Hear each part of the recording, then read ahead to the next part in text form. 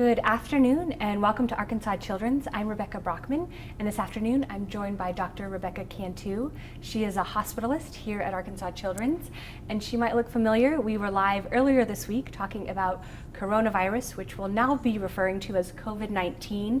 A lot has changed even in the past 72 hours, so we thought it would be helpful for our patients and families and parents to hear an update about what is going on and to stay as informed as you can. So first, Dr. Cantu, let's talk about how this virus spreads. Yes, so it is a respiratory virus, so it spreads by being within usually about 6 feet of a person with COVID-19 for a long period of time, or just direct contact, like someone's coughing or sneezing on you, coming into contact with their secretions or things that they're coughing out.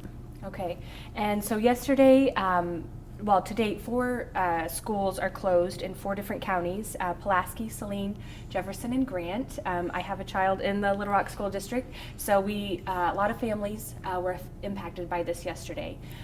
What is the purpose of closing these schools? That's a great question. Again, I think one that affects a lot of people, myself included, to suddenly hear that your kids are sent home from school for the foreseeable future. So the school closings, all the extra screenings we'll be talking about, are really there to prevent a mass spread. So we know that the COVID-19 virus will probably continue to spread, but having things in place like preventing spread around schools and large gatherings will hopefully prevent a large spike of patients becoming very ill, which could overwhelm our healthcare system, and spread out the curve a little bit. So you'll hear people say flatten the curve. So instead of a huge spike of very sick patients, which might be more hospital beds than we have, spreading it out a little bit so not everyone's getting sick at the same time, giving the doctors and nurses and hospitals a chance to take care of everyone who needs it.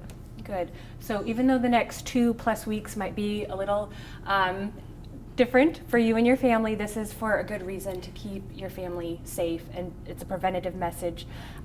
We also want to make sure that you are aware of our hotline number. We're not going to take any questions live, but we do have a hotline 24/7 where you can talk to a nurse, and it's 1-800-743-3616.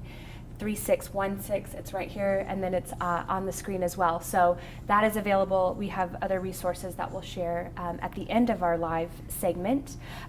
So if parents are home with their children today, what can they do right now to stay healthy? So again, the number one thing we say is to do primary prevention of spread of infection. So wash your hands. Everyone's been hearing wash your hands 20 to 30 seconds. If you're coughing or sneezing, cough into your arm, throw your tissue away. If you're sick or you have a fever, please isolate yourself. So many places are saying if you're sick, don't come into work. That should stand all the time, but definitely now while we have COVID around. And just common sense things like if you're sick, stay home. Stay away from elderly people or young kids who are at risk, but wash your hands. So in addition to those prevention tactics, what are the symptoms associated with COVID-19? So right now we're still seeing fever, runny nose, kind of cold type symptoms, but it can progress to a pneumonia, which would give you difficulty breathing or shortness of breath. So if you just have cold symptoms and you're concerned, you should first stay home and maybe call your doctor. Many places are setting up phone lines. I know UAMS has a free screening tool for all ages on their website that can be shared. You can call our hotline, and your doctor's office may have a line as well to talk to them about what to do next. Now, if you're having severe difficulty breathing or emergency symptoms, then yes, come to the ER. But what we don't want is everyone coming to the ER for a test when you're actually at very low risk and probably don't have the illness. That puts you actually at more risk if you don't want to be around a lot of sick people. Excellent. So call your primary care provider first. Yes. And then we do have the 1-800 number, and then UAMS has another 24/7 online tool as well. In an effort to keep our patients, families, and team members safe, at Arkansas Children's, we have implemented some new visitor restrictions. Yes. Can you tell us what visitors can expect when they come to Arkansas Children's? Sure. So as you said, safety is a core value here at Arkansas Children's Hospital. We want to keep our patients safe, our families safe, and all the healthcare workers and employees as well.